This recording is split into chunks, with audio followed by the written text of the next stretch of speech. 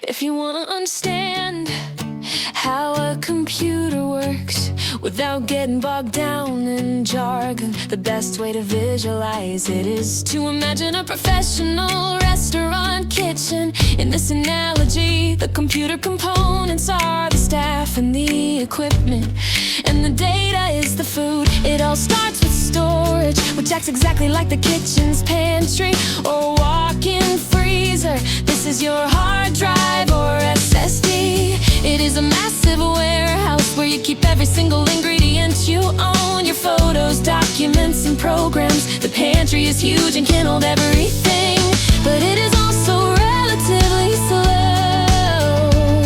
You cannot cook a steak while it is still sitting in the freezer box down the hall. It has to be brought out first when your computer is turned off. This is the only place where anything exists.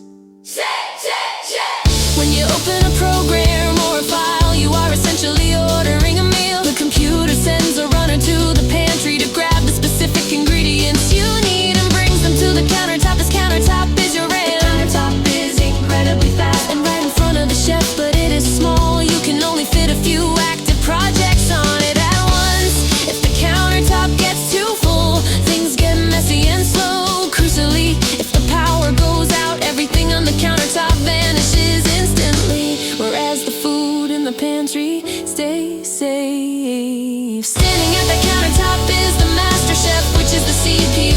The chef is the brain of the operation. They don't store information, they act on it. The chef takes an ingredient from the countertop, chops and mixes it or cooks it according to a strict recipe, and then puts it back. This happens blindingly fast, billions of times per second. The chef is constantly grabbing a tiny piece of data, changing it and putting it back. This is the thinking part of the computer. While the chef is working, they need to communicate with the rest of the staff. This happens through the motherboard, which is like the floor plan and electrical wiring of the kitchen. It connects the chef to the pantry, the countertop, and the delivery window. It ensures that when the chef asks for an egg, the signal goes to the right place and doesn't end up in the dishwasher. Without this underlying structure, the components would just be expensive rocks sitting in a box, unable to talk to each other. Finally, once the chef has finished a dish, it is placed in the delivery window for you to see. This is the output, your screen, speakers, or printer. All that chopping and mixing of data eventually turns into a finished image or a sentence that makes sense to human eyes. The entire process is just a cycle of fetching ingredients from the pantry, putting them on the fast countertop, letting the chef work on them and serving the result to you.